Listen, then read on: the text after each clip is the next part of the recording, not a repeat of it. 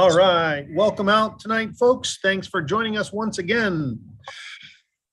Our speaker tonight is going to be the one and only Privilege, kicking out the jams tonight. Before we get to that, we want to spend a few minutes talking about what's going on. So as we go into next week, we have the holiday this weekend, obviously. Next week, we have a speaker that Trey has brought in for us. I believe that's the 7th. We have, my brain just fell out. We're going into the Kraken Hour on the 14th. We have the Gucci Home Lab on the 21st. And it's always funny watching Jeremy's face when I announce that across the table. So we're going back to our schedule where we'll be doing each of those each month. So everybody has an idea of kind of recurring themes, and then we'll fill out the rest of the month from there. We have a couple other things coming up. A bunch of people have been reached out to about the USF summer camp. There's a whole bunch of us that are going to be volunteering for that. If that's something that you are specifically interested in and you were not reached out to already, let us know. We may be able to bring in some other folks. For those who have already spoken up about volunteering for that, there are a couple other things that we are looking for. We're looking for people who are willing to help out on site down there. That again is the last week of July, so there will be both on-site and online venues. Where's on-site? We'll get there later. So we had a question about where is on-site. It's going to be down at USF, obviously, but we'll have building and location information a little bit later. So if you are interested in volunteering, or you've already said you're interested in volunteering, we're going to need to get a list together of if you're interested in doing the on-site or if you're interested in being a virtual volunteer. So the whole virtual track will be done via Discord. So we're looking at a max student size of about 60 students per track. And this will be going all week, Monday through Friday. So we're going to need people all week, all days, to chase kids and stuff like that. So there'll be more information coming out on that. If there's something that you are interested in building or presenting, we're specifically looking for interactive presentations, challenges, things along those lines, anything that we can get the kids hands-on and active in doing. One of the things they're not really interested in are stage presentations. No high school kid wants to sit there and listen to a lecture for an hour or so. So we're very much trying to get away from those kind of things.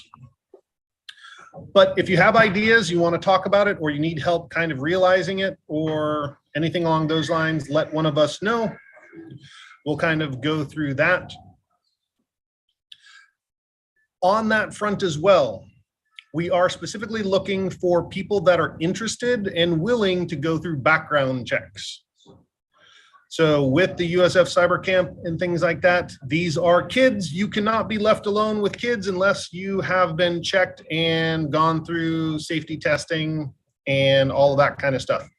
So if that's something that you're willing to do, presuming you would pass a background check, don't waste our time or yours if you know you're not going to pass that. But we are looking for people who are willing to do that. That allows us to kind of allocate staff more efficiently throughout the conference and the events, because there needs to be a background checked individual in every room with kids at all times. So the kids can never be left alone without someone there who is verified, stuff like that. So the more people that are willing to do that, the easier it makes scheduling and kind of staffing the event. Moving on past that, there is another kind of adjacent body that we are beginning to work with. That is the USF 502, and I'm messing up the name, I'm missing parts of it, but I know it as the 502 initiative. No, it is not ISE squared. So we had questions, is it ISE? It is not ISE. This is something that is funded by the DoD and various initiatives to help build out the cyber pipeline and to ramp up kids and as well as active practitioners in the cybersecurity space. So we are starting here in Florida. We are actively growing it out to multiple organizations. And one of the first asks that we are looking for with this initiative is practicing professionals. I know that's going to apply to some of our members and not others. Specifically looking for practicing professionals that are willing to spend time in the 502 Discord servers. One of the main things that we're looking to do is to provide access to industry professionals. So this is really nothing more than being signed into a Discord server and being willing to ask or answer questions and to be approached by students and individuals, understanding that you're a professional in some aspect of cyber. And the comments were made that there's lots of people who are in cyber where the Neon Temple is unique is a lot of our members are in the cool parts of cyber.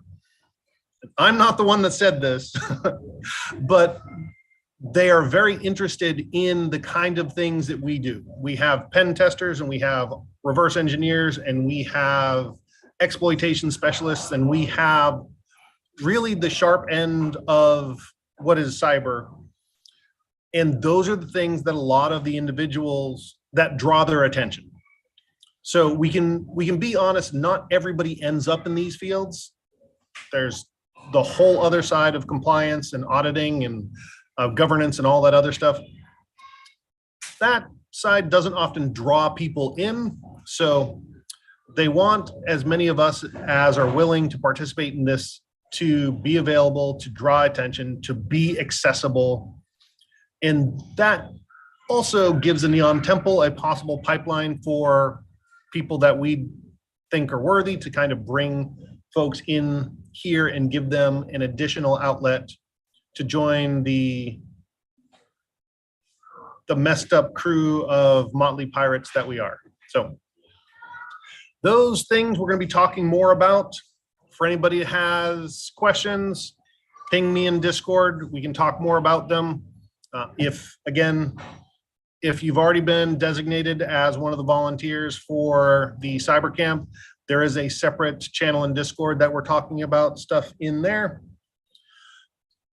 That's about all I've got on my side. So it's time to pass things over to the hero of the night. And I'm going to tell you right up front, Privileged, we've had several questions already that are asking, are you a prepper or just a canner or what? So I'll pass it to you. Thanks, Tremere. I would say I definitely fell hard into the whole zombie craze of the early aughts. And like my favorite part of any zombie movie was when they go to the grocery store and they just loot the grocery store. And that was always like the survival part of the apocalypse was super interesting to me. So I wouldn't call myself like a hardcore prepper, but I definitely have picked up a lot of hobbies. And when I was a crusty hippie living in San Francisco, pickling was definitely one of those things. So I started checking out a pickling class, and I've been doing this for about 10 years of just hitting the farmer's market, making some cool jars, doing some weird fermentation experiments. And that's what I'm here to share with you guys tonight.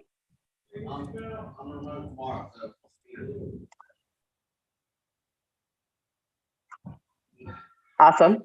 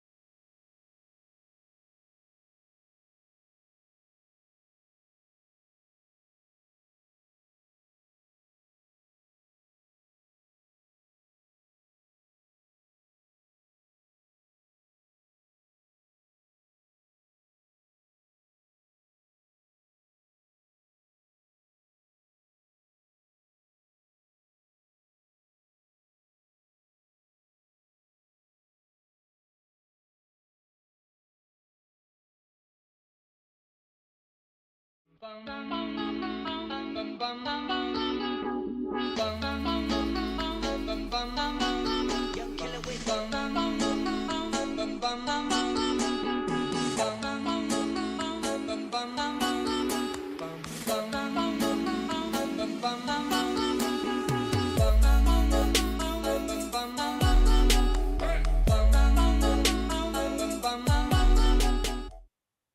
right.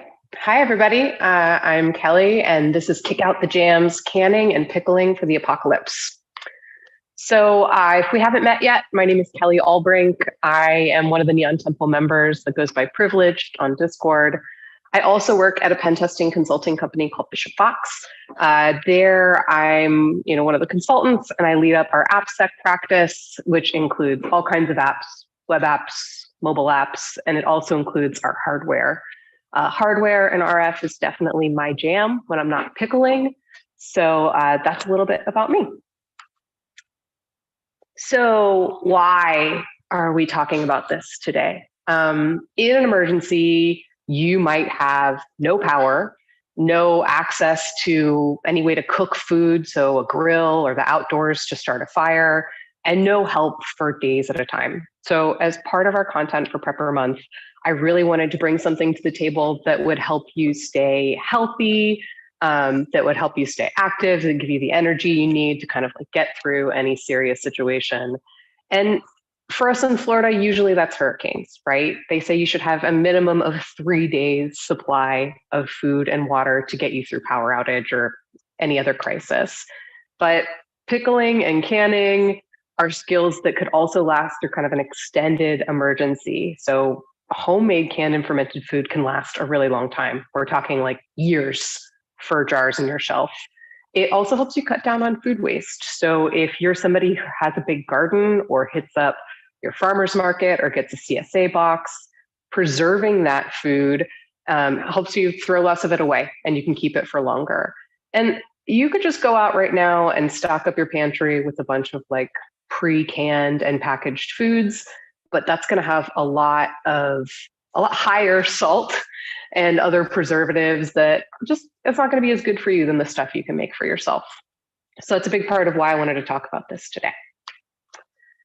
So our agenda for today, we're going to go over the 3 rules, as I like to call them, of canning and pickling.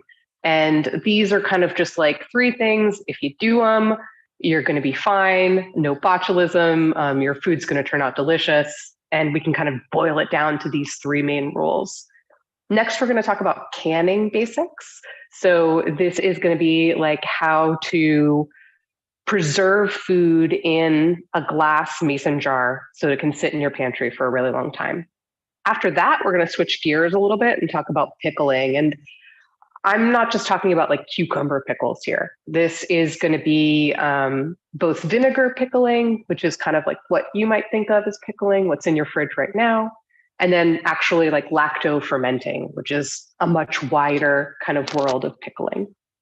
Maybe if we have time, we'll do a little demo where I make some fermented foods. And I've got a ton of resources and book recommendations I can go through with you guys. Of course, we'll have time for questions. Cool. So just a disclaimer, don't die, please. Botulism is a real risk of improperly canned and fermented food. You could die. So to not die, follow the rules, follow recipes from known good sources, and not Brad Leone on It's Alive. I love Brad Leone. He's hilarious. He's just a funny idiot.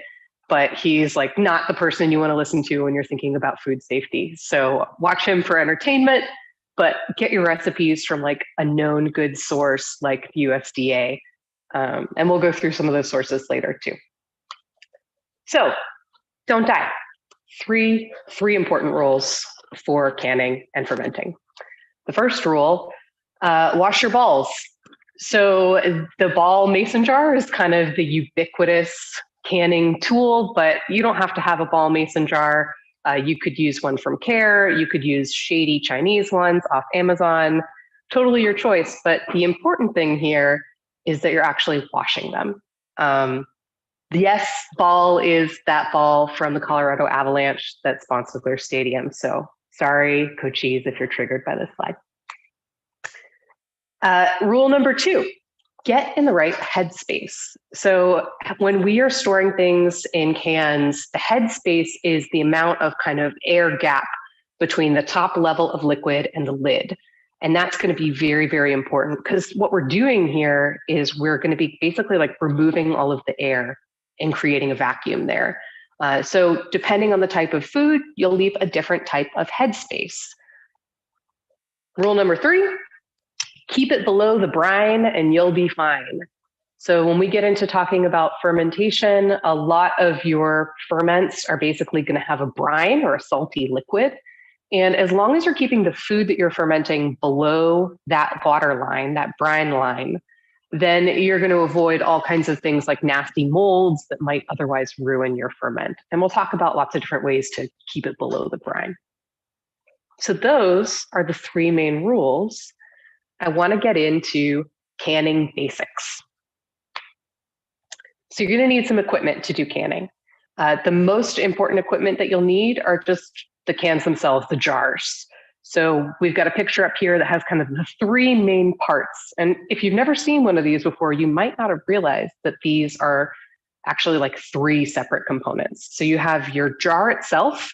It's going to be glass. They have kind of standard size mouths on them. So they might have a wide mouth or a regular mouth are the 2 different types. And then you'll have the lid. And this is kind of a little circular plastic disc. And I've got one here I can kind of show you. And it has this kind of ring of sealing component. And these guys are single use. You use these one time and then you throw them away and you buy a new box of them at the hardware store or Publix or wherever. And then you have the bands, or the rings, which is this part that kind of holds your lid on during the canning process. And after you've sealed your jars, you take this thing off. This part you can use multiple times. So there's 2 main methods when we're talking about canning. And one of them is the hot water bath method, which means you're going to need just like a big ass pot for boiling. And if you see behind me, let's see which way I'm going. Right here on the stove, I've got my kind of like big red stock pot. There are specialized canning pots that have kind of a rack in them to lift in and out jars all at once. You don't really need that. I would say don't spring for that unless you have like 40 pounds of tomatoes you're planning on processing, in a weekend. Then maybe go for kind of the Big Daddy hot water bath canner.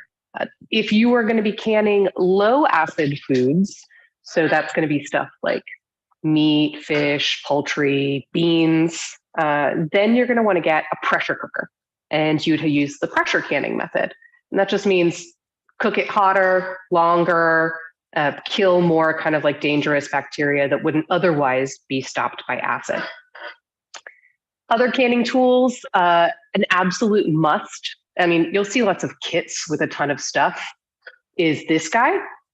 And this is a little jar grabber. So a lot of the stuff is obviously going to be really hot when you're processing hot jars. And so this guy will help you lift it out of the water.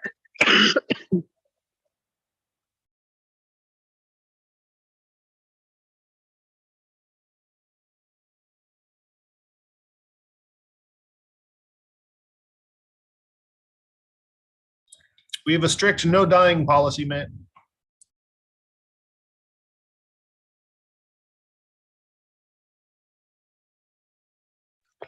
Okay, not going to die. Fun, guys. So, cough drop. So I said the must was the jar grabber. Optional, ton of other stuff like a funnel for filling up your jars or a spatula for getting out air bubbles. All that stuff you can kind of like eyeball it, be a little more careful, but like not strictly necessary. I already mentioned there's some pots that have like a rack to lift jars out of the pot. Nice to have, optional, and labels. You don't want something, you don't know how long it's been in your pantry. You want to like write down your expiration date on it. Labeling is super important. So here is what these starter kits look like. I've got the kind of jar grabber here, ladle, or funnel for putting food into jars, measuring cups, all kinds of different grabbers for the lids, pots with racks, all this stuff. You don't really need it. Mostly you need this grabber and something to boil it in. So when we're thinking about the principles of canning, we got to think, why does food spoil? Mostly it's going to be growth of undesirable microorganisms. So that's your mold, yeast, bacteria, all those funky bad stuff. And we're talking about the undesirable ones. There are good ones that we have in our food that we might actually want, especially with fermentation. We also might have reaction with food enzymes. So your food has chemicals in it to make it riper. And eventually that kind of passes the point of no return and makes it go bad. Big one, oxygen. We're going to be trying to keep oxygen out of our jars. And that's part of the whole process of canning, is creating a vacuum. Also moisture loss, just things drying out and getting crusty that way. So canning prevents spoilage by kind of circumventing some of these things. First, it's going to remove air. And then we're also going to be heating up our contents to kill undesirable bacteria. Food could be hot packed. So that means you're going to cook your food and then put it in a jar to process it.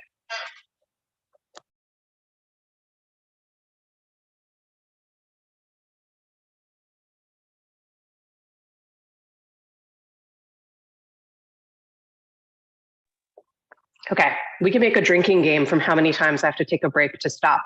Some of you may die. So hot packing is like when you're making a jam, especially, or jelly. You're going to be boiling fruit and sugar together, and then you have to keep that hot food put into a jar. Jars are then going to be processed in either your hot water canner or your pressure canner. And all of that heat is hopefully going to kill any of that dangerous bacteria, like that botulism bacteria. We could also add acid, so lemon juice or vinegar, to make the pH, lower the pH so it's in kind of a safe range of acidity. Sometimes when you get a specific recipe, they'll also ask you to remove a peel of the food, the vegetable, to lower the bacteria count. So anything root vegetable, think like potatoes, beets, carrots, all of that stuff, you want to take off the outside so that you're kind of giving your jar a little bit better of a microcosm of bacteria. So I already mentioned these two methods, hot water bath versus pressure cooker. The hot water bath is for your high acid foods. That's going to be your tomato sauce, your jams, your pickles, your jellies. And that's kind of the easy one. You just place your jars in a pot of boiling water. The pressure cooker method is for low acid foods. And this is the one you have to be like super careful with. So these are your meats, your seafoods, carrots, okra. And I've got kind of a handy chart here on the right side of what would be considered low acid versus high acid. And jars are going to be processed mostly in the same way, but you need a pressure cooker, which is a little bit harder to use. So now I'm going to walk you through step by step how we can something. And the first step is to prepare your jars. So you're going to make sure you're washing them in warm soapy water, jars, fans, lids, all the parts. If you're hot packing, so if you're putting hot food in a jar, we don't want to temperature shock whatever the glass is, right? It will just shatter and break. So that means we want to warm up our jar until it's close to the same temperature as the food we're going to be putting in it. So that just means you get your big pot of water ready a little bit early, and you put just the glass part of your jar in the water inside as well as outside, and you just leave it in there at a simmer. So simmer is not like a super fast boiling. When you think of the different kinds of boiling, simmer is going to be like small bubbles kind of popping very slowly. So like a pop, pop, pop, pop. We're going to talk about a rolling boil later, and that's going to be like much, much faster. When I think of a rolling boil, it sounds like rain from a thunderstorm on your roof. So when you're done kind of cooking whatever your recipe is and you're ready to fill up your jars, you're going to take them out of your hot water bath one at a time. Dump the water out, back into the pot. You can reuse it for processing. Use tongs because these are very, very hot. So we already talked a little bit about temperature shocking your glass. So that's why we do that step. Now we're going to pack the jars. So you ladle food into the jars. Remove air bubbles with a spatula.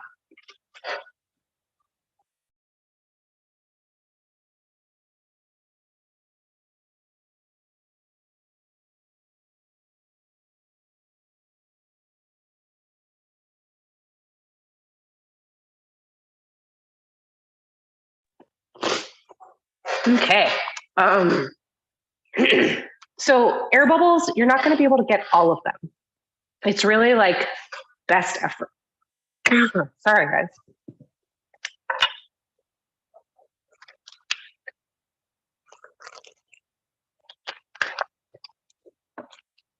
Okay.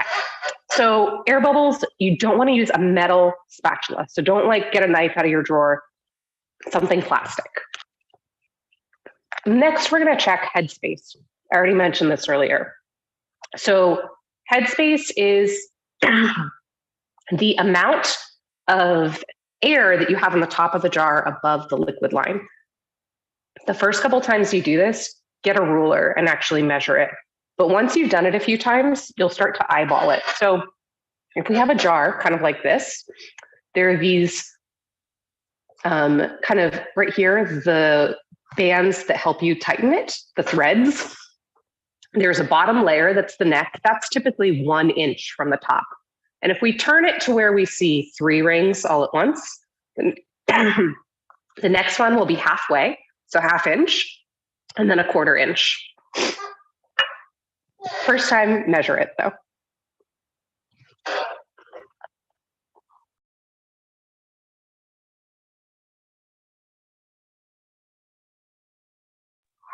Okay. So the next thing is you want to wipe the rim and the band with a clean, damp cloth. This is to make sure there's no food particles on there, because this guy, if there's food that gets in between this kind of like rubbery sealing component, it's not going to create a good vacuum and your seal will fail. And then you have to start over. So make sure that you're getting that really clean. Go over it twice. And then once you've done that, you're going to place a clean lid over the top of the jar and a band. And you want to do it finger tight. So finger tight here means you're not like using your whole hand and tightening it as tight as you can. I usually say just use 2 fingers. So all you're going to do is till you meet a little bit of pressure with 2 fingers, and that's it. If you tighten this too much, when we process it in the canner, you are not going to be able to let the air inside escape to create that vacuum, because that's essentially what we're doing. As we're boiling it and there's food inside is getting hotter, it's going to push the air out. And so if our band is too tight, that's not going to happen right. And it could just explode. So finger tight only. Okay, so step 3, this is like draw the owl. This is can the cans, process the jars. You're going to place them in your pot of water. And you want to make sure that the jars are covered with at least 1 inch of water. 1 to 2 is fine. You're also going to want to make sure you have space left in whatever your pot is for the boil, because it's going to be bubbling a lot. Now, you want to bring the water to a rolling boil. So your jars are already in, and then you turn the heat up. On a rolling boil, like I said, it's really, really fast. It's big bubbles. They're coming up to the top and popping really quickly. And so it should be like rain rattling on your roof. Heavy storm. And so once the water is fully boiling, That's when you're going to start your timer, cover your pot, and the timer and the processing time, it's all going to depend on your recipe, depend on what you're making. So for the peach preserves that I made for this course, it was 10 minutes of processing time. Once the timer is done, you turn off your heat and you let everything just stand completely still for 5 minutes. Like, don't fucking touch it.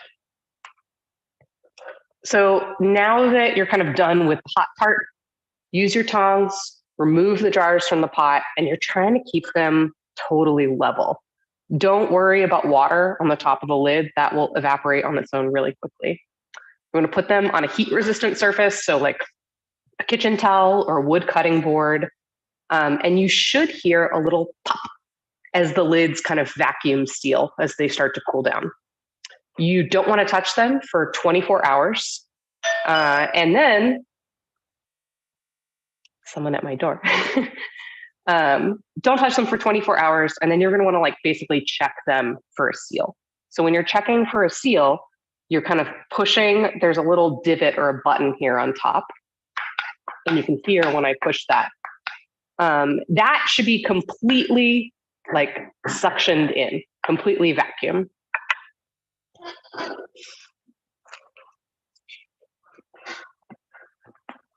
So on this guy right here, you might be able to see if I push, there's no give.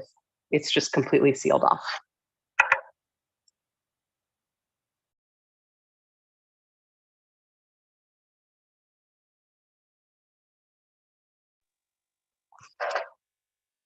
Cool. So let's talk about the peach preserves that I made.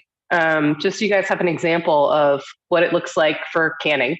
This was 4 cups of peeled and diced peaches, 4 tablespoons of lemon juice, 7.5 cups of sugar, and pectin. And we'll talk about pectin in a second. So in a large, heavy saucepan, you want to bring your fruit, lemon juice to a boil, stirring constantly. And this person is not going to leave until I answer the door. Hold on 1 second.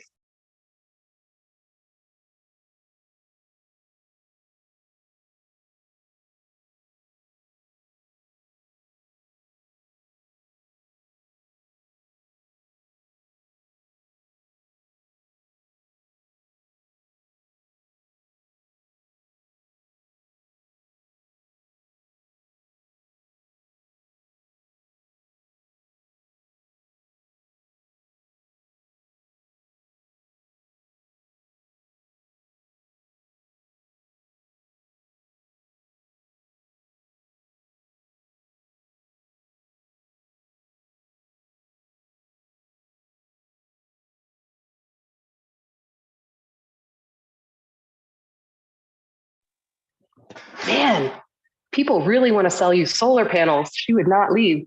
Okay, I'm back now.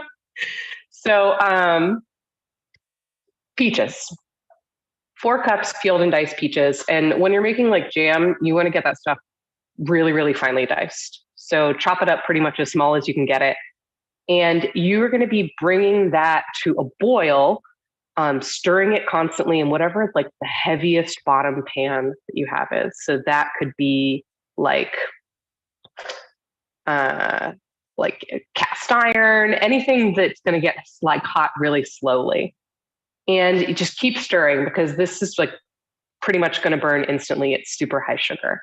We don't want to make hard candy. And then you want to add pectin. In this case, I'm saying powdered pectin because that's what you're actually going to like find at Publix. And pectin is basically a fruit fiber that helps things kind of like gel up even when they cool down. So that's what keeps your jelly jelly. Since I'm using powdered pectin, I boil the fruit and the lemon juice, and then I add powdered pectin. And then once that's fully absorbed, then you add your sugar. And you're probably looking at this like 7.5 cups of sugar. Holy shit, that's a lot of sugar. But surprise, that's what's in the jam that you've been eating. And when we're talking about like preserves, the sugar content is actually one of the things that preserves the fruit. When it's that high in sugar, surprisingly, it keeps out a lot of the bad bacteria that would otherwise eat all of our peaches. It's like too sugary for bacteria. And in our case, that's a good thing. So you're going to boil that and bring it to a boil that cannot be stirred down. So you're stirring this whole thing constantly. And once the stirring doesn't kind of decrease your level of bubbles, that's a boil that can't be stirred down. You want to hold it there for 1 full minute.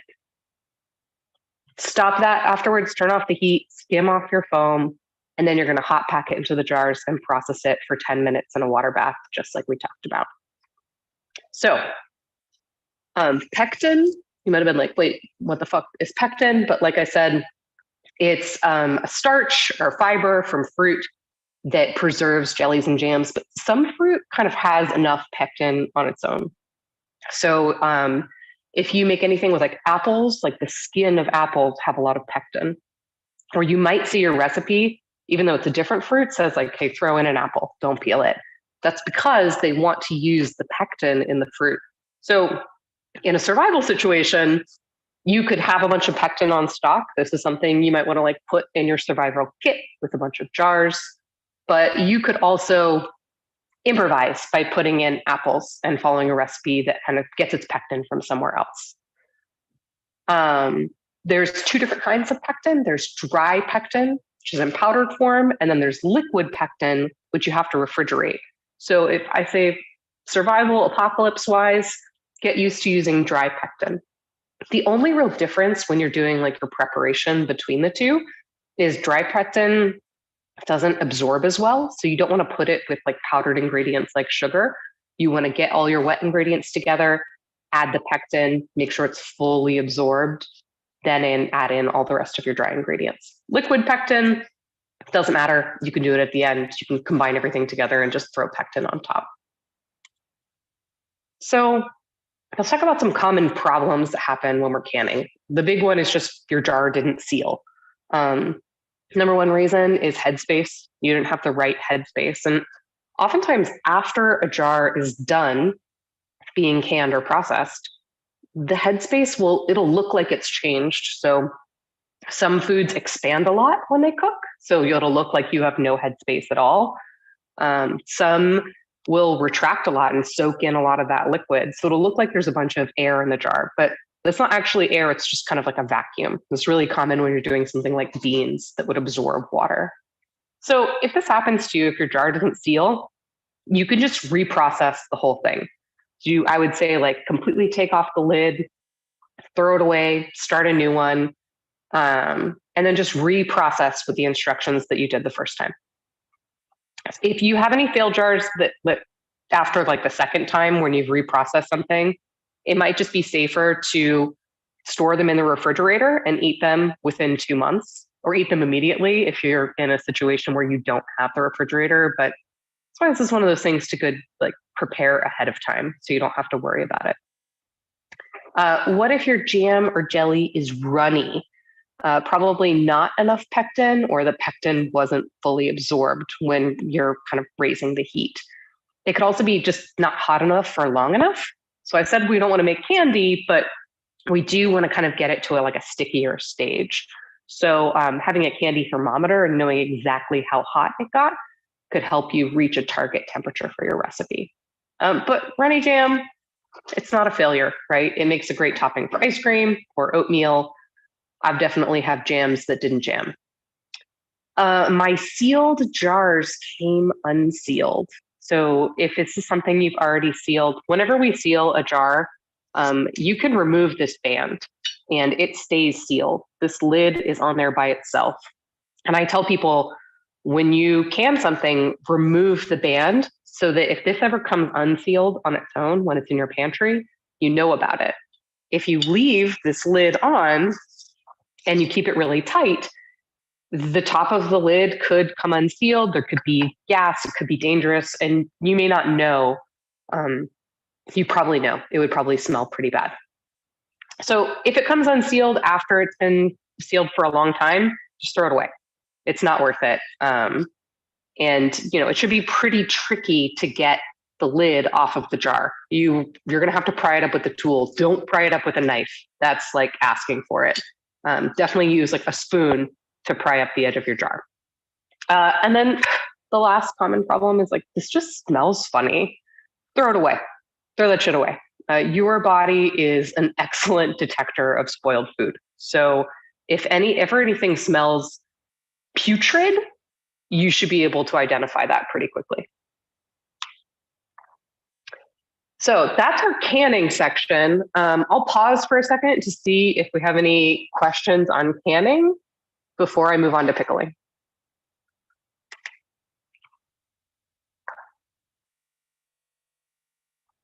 Cool.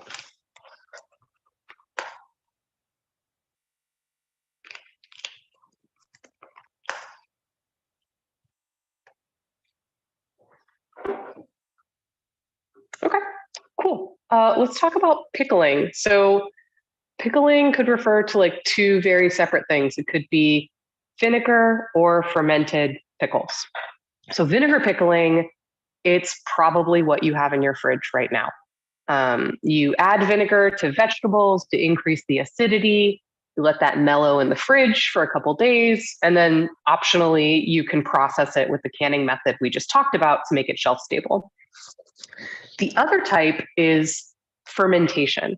So that's lactofermentation commonly. It's like what we're talking about when we talk about food fermentation versus beer fermentation or alcohol fermentation. And this is kind of what your ancestors probably did to preserve food. And here we're not using vinegar or acid. We're putting salt in our food to make it an environment more friendly to lactobacillus, which is a type of bacteria that's basically going to make the food more acidic on its own. So we call this lactobacillus, or lab, is something that you're going to see a lot in kind of literature around fermented foods. So once we've kind of created our salty, briny food amalgamation, we're going to let that mellow in the root cellar or your pantry or under the sink for days or months until it's kind of reached that awesome level of flavor. And then you can just chow down on all that probiotic goodness, or you could pack it or can it if you wanted to preserve it for the long term. Or you could go super old school and just keep it in your cellar and eat it all winter. I think that's what a lot of our grandparents did is, sauerkraut was something that you made in the fall and then you ate it all winter. And at the end of the winter, it might be a little funky. It might be a little mushy, might be some flavors we're not used to, but that was how people preserved food before refrigeration. So I'm not a super huge fan of vinegar pickles, but here are some boring vinegar pickles of like what this normally looks like. So you want 13 cups of sliced, trimmed, pickling cucumbers. And not all cucumbers are good for pickling. So like those English cucumbers that you get at the grocery store that are super long and like you would put in a salad that have lots of seeds in them, those are not what you want to use. You want the kind of like snacking cucumbers, pickling cucumbers is what they'll also go by. And typically May, June is super common to like find these in the market seasonally. In Florida, that can be even earlier because of our growing season. But when you're shopping for cucumbers, one thing you can look for that will tell you if it's a really fresh cucumber is one end of the cucumber is going to be the stem that attaches it to the plant. And the other is going to be where the flower was, since this is a fruit, right? Fruiting body. And on a really fresh cucumber, the flower will still be attached. You might see like it dried up or petals kind of like sticking to one end of it. So that's one way you can kind of check to see like, oh, this is really fresh cucumber. Whenever you're doing any kind of like food preservation, you want to make sure that you're getting that food at kind of the peak of freshness, right? That's when it's going to be the best for putting it into your recipes. In this case, we're going to make a kind of vinegar brine, and that is going to be half vinegar and half water. Whenever you're using vinegar for pickling, you're going to want to either use white vinegar or cider vinegar, something that's kind of 5% acidity. And that's standard. You're not going to want to use like champagne vinegar or other kind of like, fruity salad dressing-y vinegars because they might not have the right level of acidity to make sure that your recipe is safe. Typically, you're also going to have some type of sugar and salt in your brine as well, and then a bunch of aromatics. And this is a little bit choose your own adventure. So the common ones obviously are like dill pickles are huge. Garlic cloves, like whole cloves, you don't want to chop them up. Bay leaves, and then like pickling spices. I think I've got one of those here. I've got McCormick's pickling spice. And this has cinnamon, allspice, mustard seed, coriander seed, bay leaves, ginger, clove, red pepper, black pepper, cardamom, and a sulfiting agent. So a little bit of preservatives in there for you as well. And, basically the process is going to be pretty similar for what we talk about for fermenting pickles. You're going to be making a brine. So you're bringing all of your water, your vinegar, your sugar, and your spices to a boil. You can simmer it 2 to 3 minutes. If you want it to like really infuse those spices, you could do it as long as 15 minutes. The goal here is not anything related to like sterilizing it. It's to dissolve your dry ingredients and kind of infuse the spices into your liquid. Then you're going to add your cleaned cucumbers into a jar with your other whole ingredients. That could be like your garlic and your dill. And just pour that brine over the top on the jar, leaving a 1/2 inch of headspace is typical for pickles. If you want, you can just put this right away in your fridge, leave it for like, I would say 4 days is once it starts to like really get that kind of infused pickly taste. And then you can just eat it over the next course of the next month or two. It'll stay good. If you want to put it in your pantry to keep it for a very long time, then you're going to want to process it in a hot water bath canner for 15 minutes. So this particular recipe is 5 pints or 16-ounce jars of pickles. But that's boring vinegar pickles. And what I'm here to kind of like sell you on is the magic of bacteria, which is that lactobacillus that I was talking about. So there's a ton of really awesome food that you are probably already eating that are lacto-fermented. So like kosher pickles is something you might see in the grocery store. When you're looking at a jar of pickles, if it's kind of more of like a muted olive green and it has some like white flecks at the bottom, those could be kosher pickles. And you can typically tell by looking at the ingredients, right? If the main ingredient is cucumbers, garlic, dill, and salt, that's probably a kosher pickle. Kimchi is also awesome. Sauerkraut, ketchup is a fermented food. Not sure if you knew that. Miso, soy sauce, and tamari are fermented foods. Cultured butter. If you have not had cultured butter, you are missing out. You could buy this in a grocery store. I always make it for Christmas. It is delicious. Basically just like butter, but like a tiny bit tangy. So super, super good. Lots of different hot sauce is fermented. You have the vinegar hot sauces like Tabasco, but many other popular hot sauces actually are fermented peppers. Kombucha, tepache, tempeh, super tons of delicious lacto-fermented food. So for fermentation stuff, you're going to need some equipment. And this is not quite like canning, right? This is a little choose your own adventure. There are a lot less rules. It's generally less dangerous as long as you kind of follow some few main tenets, but you're going to need something to ferment in. That could be a big ass mason jar. Like I've got this guy here. Somebody mailed me soup, mailed my parents soup, and I immediately said, I want that jar. So you managed to collect a lot of things. You could also have like a fermenting crock. Some of you might have seen this at like your grandma's house. This is my fermenting crock, my pride and joy. And it's basically just a big kind of ceramic container. And it came with its own fermentation weight. So when I ferment things, this kind of keeps everything pressed down below the brine. You're also going to want salt. And using the right kind of salt is really kind of important. So I really like this one. It's Redmond Real Salt.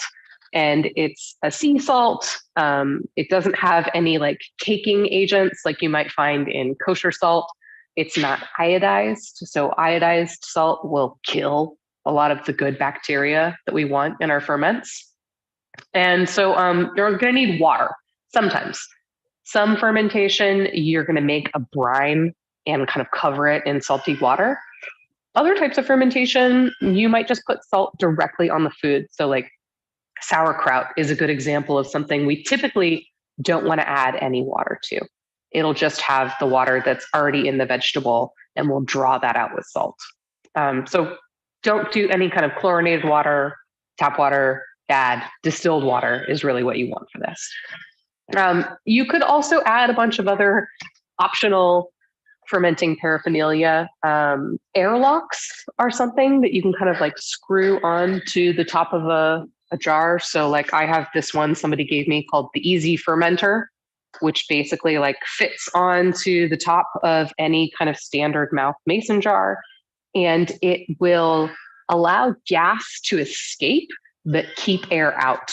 So when we're fermenting things, we're going to see like lots of tiny little bubbles and activity kind of popping up from the bottom. And we want those gases to be able to escape, but not any air to get back in and spoil our food. You could also have a weight. So I showed you my crock came with its own weight, but you can buy these little glass kind of fermenting weights that fit into the mouth of a regular size mason jar and just kind of hold everything down below that water line. The other thing is tannic leaves. So this is kind of the more old school method. Oftentimes our ancestors would use like grape leaves or even oak leaves and put them on top of whatever our ferment is to hold things down below the brine. And the tannins help keep like crisp vegetables crunchier for longer. So if you're doing a ferment and you have access to like big grape leaves, those are some of the best things to kind of keep everything weighed down and stay crunchy. So the 2% rule, 2%. This is kind of the like one other safety thing I would say when you're doing lacto fermenting. So whenever you are fermenting a food, you want to make sure that you weigh out the food and you're using at least 2% of the weight of all of your food content together. You're putting salt into that. So you can go higher than 2%, but like you don't really want to go below 2%. If you were using something like a vacuum bag to ferment your food, then that would be like a situation where it's just dry, you're just adding in salt. So for example, one thing that I really like to make is ginger and garlic together, throw it into a vacuum bag, weigh it, add 2% of that weight in salt into the bag, and then just seal it up with no air in it. And the whole bag will like get puffy from the gas of fermentation. And after, it's self-limiting, right? Eventually the bag is going to be too full of gas and you could either open it and vacuum seal it again, or you're like, explosion risk. It's time to kind of stop this thing. So take it out, puree it all up together. And it's like one of the most awesome seasonings to have this kind of funky garlic ginger ferment. So 2% rule, safety. So some of my top tips for successful fermentation. You can see this is like a hot pepper ferment and it's pretty active. It's got lots of live little bubbles.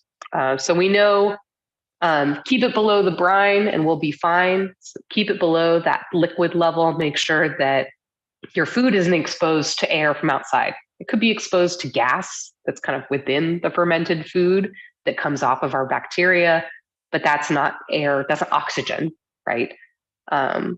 You want to use clean, but not sterile jars for fermented foods.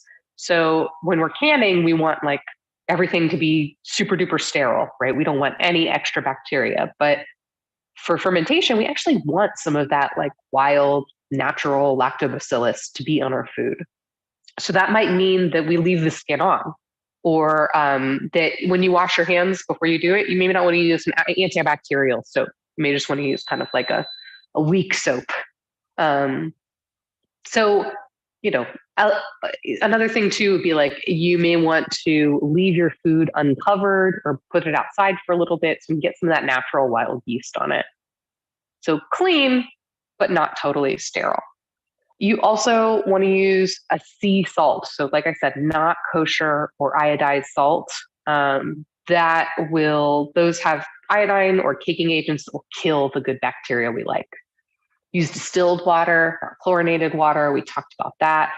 And one thing that you could do is if you've fermented something before, you can add some brine from a previous ferment to basically just kickstart things. So this is what it would look like, kind of similar pickles, but lacto-fermented, not vinegar pickles. So you would have 1 gallon of distilled water, 3/4 cups of whatever your good salt is, cucumbers, and then optionally garlic or whatever spices, just like the previous recipe we talked about, or grape leaves. So you're going to make a brine. You're going to mix water and salt until the salt is completely dissolved. You're going to put your veggies and your spices into whatever your fermenting vehicle is, your large jar, your pickling crock. You're going to pour that brine over the top until everything is fully submerged. You could optionally add your grape leaf or your tannic leaves and kind of keep that as your top layer against the air. And then you're just going to leave it out and let it get funky. And I would say like taste test daily until you get your desired level of sourness. And when you're taste testing, that's when you want to be super careful about being clean and not introducing new weird bacteria, because basically we're making a terrarium that is super friendly to lactobacillus. And after that's kind of gotten started, we don't want to be like throwing any new cultures in there. So that's when I say like, don't use your hands, use tongs. And, if you see mold on the top, we'll kind of talk about that. In a lot of cases, it's fine to just kind of like scrape it off, but we don't want to like push it below the water line and make sure that it's getting kind of like deep within all of our food. And then once it's as sour as you like it, that's when you're going to want to get it ready for storage. So packing it into smaller jars, with just making sure that you have brine covering all of the food. So let's talk about some common problems with fermenting food. There's like white powdery residue on the bottom, or your water is getting really cloudy. That is totally normal and most likely just a type of yeast called calm yeast. So you could Google what pictures of that look like, but generally that's something that's totally fine and not something you should be worried about at all. Your ferment is maybe not showing any activity. So you're not seeing any bubbles, things aren't really getting sour enough. You could try a couple things. So you could add brine from a previous ferment just to try to like kickstart things. You could raise the temperature. So, our ancestors, when they were doing this stuff, it was in a root cellar and it would be pretty cold. It could be, 45 or 50 degrees, not freezing, but very, very cold. And that would mean that the ferment would be really slow. It would take a long time. But here in Florida, things are going to be a lot warmer. So warmer weather is going to ferment things faster. If you have something that's kind of like in your pantry where it's really cool and dark, that might take longer versus if you put it next to your stove where it's going to kind of be near warmer things, or by your dishwasher, or, under a heat lamp, that kind of thing. So, anything in the like high 70s to low 80s degrees is fine and is probably going to ferment your food a lot faster. So temperature is one of the things you can change to control like the speed of the ferment.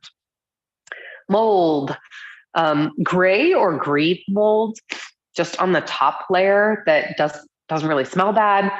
That's actually pretty normal. And you can kind of just scrape it off or spoon it off. And I know that sounds super weird, but trust me, your grandma did that a lot and it's pretty much harmless. The number one thing you can do is the sniff test. So fermented food can smell kind of funky, but it's like a good funky.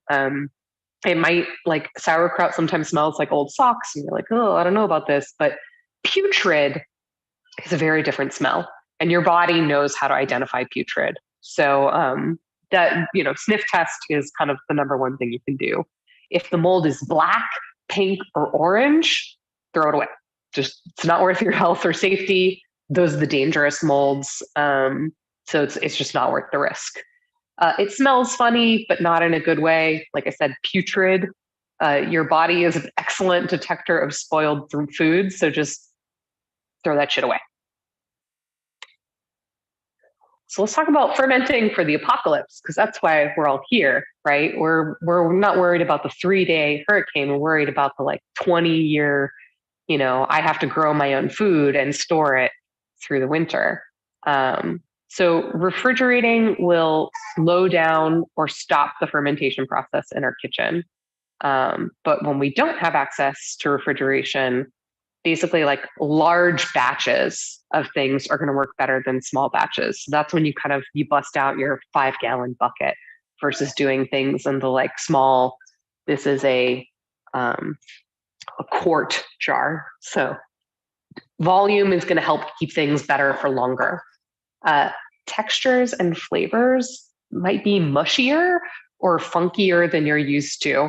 So sauerkraut that's been fermenting for several months might just taste a little different. But you can always rely on the canning method as long as you have an acidity of 4.6 pH or lower and you follow water bath canning safety methods. So the USDA has lots of rules around raw vegetables, hot packed vegetables. You can check it out in their free PDF or buy a paper copy of their book. But this is another thing, if you're thinking about long-term food safety, to have some acidity test strips in your fermenting kit. So demo, if we have time, and we definitely have some time. So I will kind of show you guys in my kitchen one of my favorite recipes that I like to do. And I'm going to move my camera, so watch out for a sec. Cool. Let's go a little bit lower here. Sorry if you have motion sickness. That was probably awful. Okay. So this is a recipe for blaukraut, and blaukraut is sauerkraut that is made from red cabbage. So you can see I have kind of a half of a red cabbage here, and I've cut out the core, and I have removed the outer leaves, and I've kind of saved them off to the side. So this is a really good one because it's a big, wide leaf, and it's pretty much unbroken. So when I'm done making my ferment, I'm going to kind of use this as the cap, and I'll put my weight on top of it, but this will hold everything below the water line. So basically, you're going to want to take your cabbage and chop it up really fine. So I've already kind of pre-chopped some. And this is kind of the fineness that we're talking about. So long strips. And once we've got this all kind of chopped up, we're going to want to weigh it on a kitchen scale. So I've got my kitchen scale here. I already weighed my bowl, so I know how much that weighs. And we can check it out here. So cool. So we have 547 grams of cabbage. So we would want to add 2% of that in salt.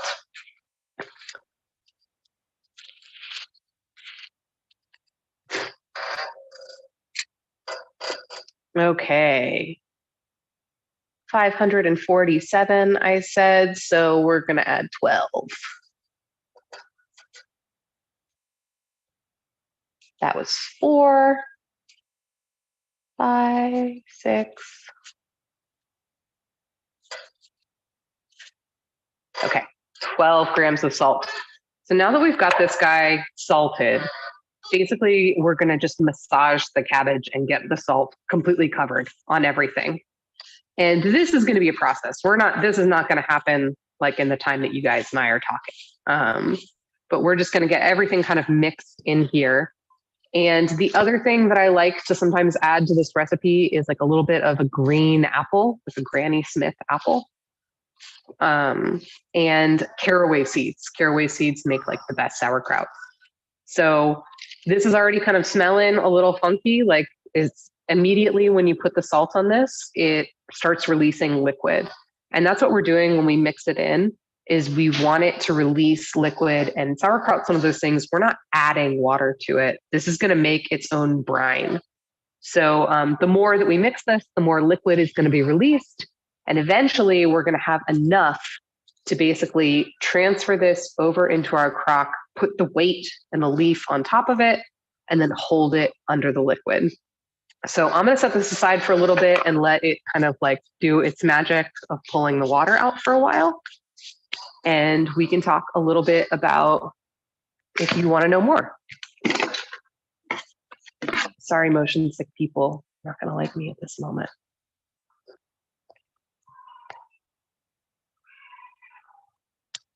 Cool. So this bowl that I've got for my Blaukraut, that's like half of a cabbage in there and it's already pretty full. Once I've got that kind of to the like mushiness and the liquid level that I like, I'll cut up the other half and basically re-weigh again, re-add salt. And that's when I would put in my green apple as well. My crock holds about a gallon, so I could probably do like 2 red cabbages at one time if I wanted to, but you can't eat that much cabbage, honestly. So would you like to know more? This is like my favorite part where I get to talk about books, because I love books. So the #1 book, if you're like, this is kind of cool, I definitely want to make some funky, salty things in my kitchen. Fermented Vegetables by Kristen and Christopher Shockey is like the easiest guide. It has recipes for fermenting things, it has recipes for making foods with your fermented ingredients. It's dope. It's beautifully illustrated. This is like kind of ranked in what I think is the best, most accessible books. They also have a follow-up book called Fiery Ferments, which is all about like hot sauces and spicy things.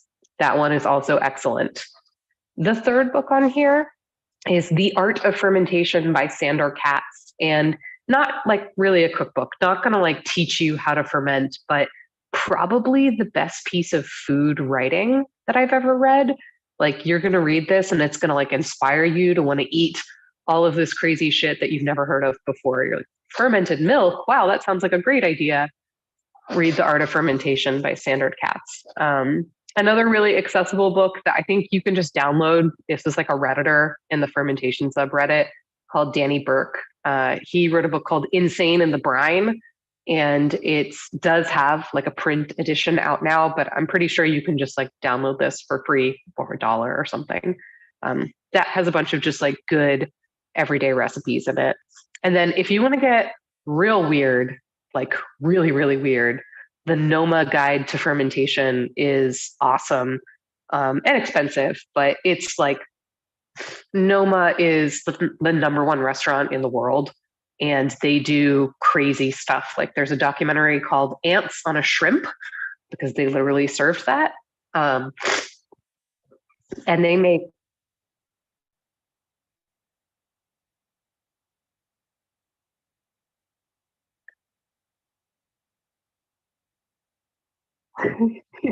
yeah, crazy. Ants on a Shrimp, man. So yeah, I mean, it's not like I bought this book thinking like, oh, I'm going to make some cucumber pickles. No, it's weird stuff. It's got like, I think the one thing that I've made and actually liked was lacto-fermented blueberries. So it's like blueberries that get kind of like boozy and salty, and they make an insane salad dressing. But like, I thought I would put them on ice cream, and that was totally not the flavor that came out of that bag. They do stuff like make miso out of yellow peas. And it does have a really good section in there on like blackened fruit. So if you've ever heard of black garlic, it's not like a special varietal of garlic. It's actually garlic that is technically fermented. It's held at like 150 degrees for 6 weeks, and it kind of dries out and becomes like pasty and rich and almost sweet. And you could blacken other things like apples and pears, and they kind of teach you how to do a lot of that. If you want to learn how to like do a lot of like vacuum bag sealed fermenting, the Noma Guide to Fermentation is super cool for that.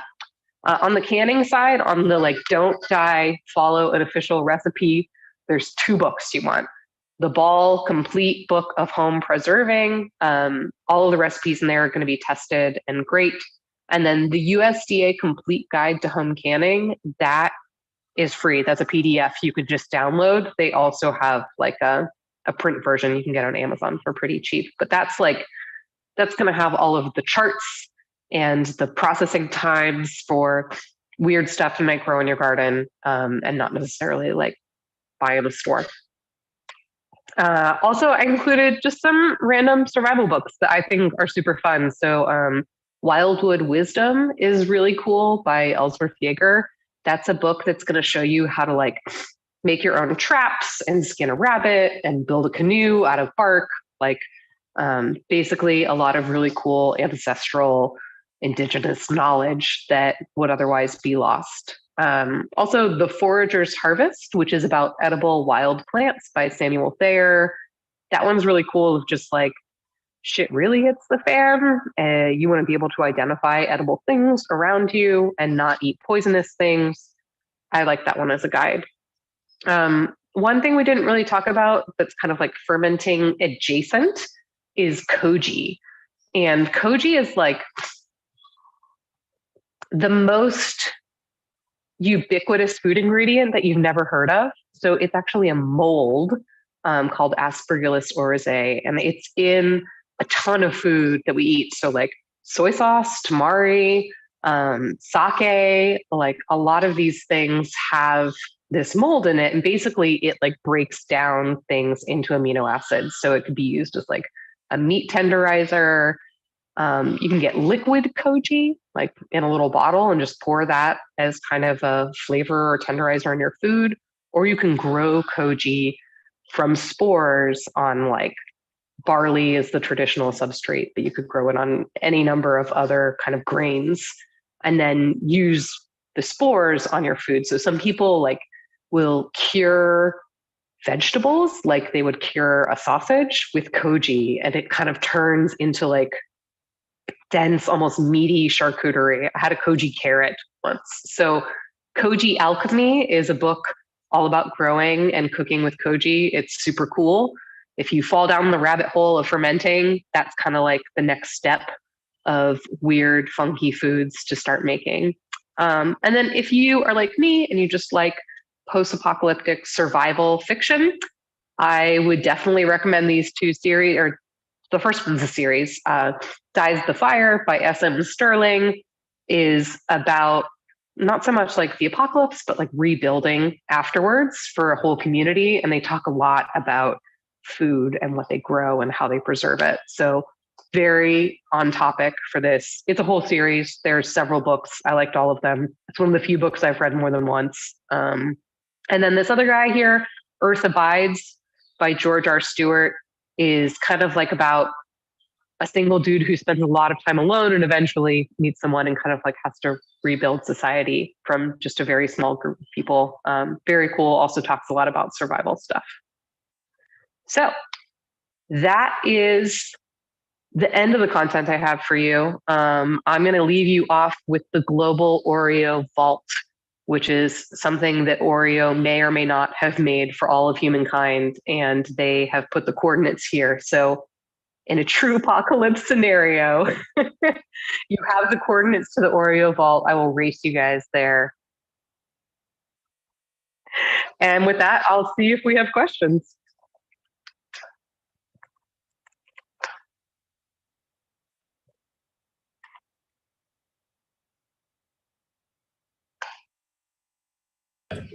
All right, so we don't have a lot of questions here.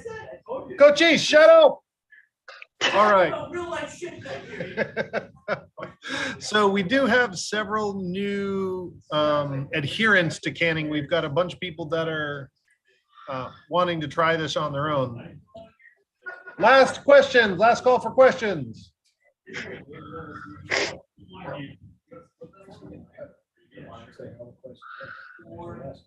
So I've been answering a bunch of questions following along in chat. We've got most of them taken care of. We asked, what about kosher salt versus sea salt? Why we needed to do that. So we talked about the caking agents. There was a question that you might want to answer. why, when we were kids, did we do a lot of canning and preserving using wax, and we don't do that now? Oh, interesting. Yeah. So a lot of times people would like wax seal jars. So I actually think what was happening, and we can take a look at this guy here, is we still had these lids, but they didn't have as good of like a sealing agent on the bottom. And so they would basically, they had a sealing agent, but it wasn't as reliable. So after you were done, people would put like a layer of wax, or you would oftentimes see like a piece of cloth that was waxed cloth put over the top, and then they would put the band back on, and kind of like, it's just basically like a protection of an extra layer of keeping air out. I think the reason we don't see that anymore is sometimes the seals fail.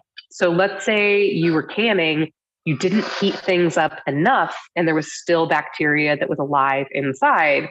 You want the seal to fail in that situation. That is your warning system to the food and bat is bad inside. So when there's bacteria, it's going to create gas. It's going to pop that lid off.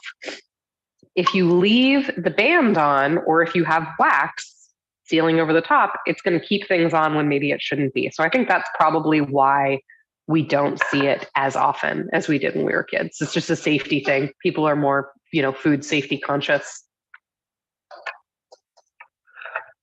That's a good question.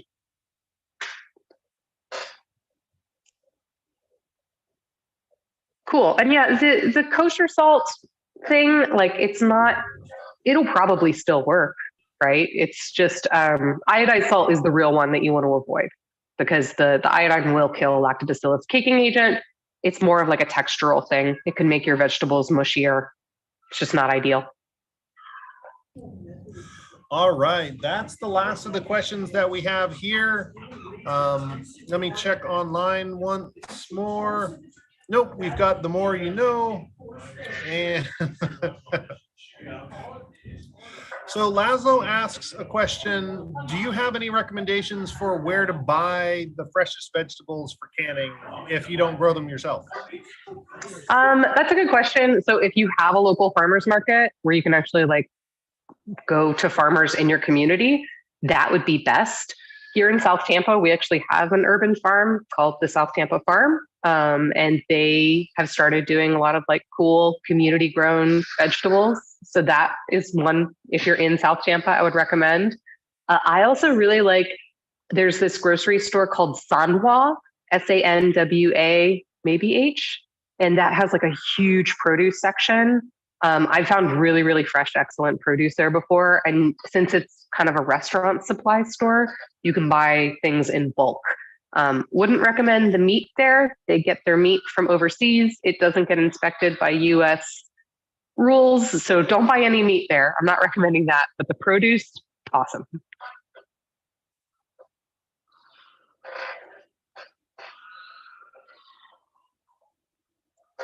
Awesome. Cool, guys. Well, I will post the slides in the channel so you have this as a reference and you can look up any of those books that I mentioned. So I'll drop a PDF in the chat later. Awesome. Thank you very much for everything. I can't say my stuff from.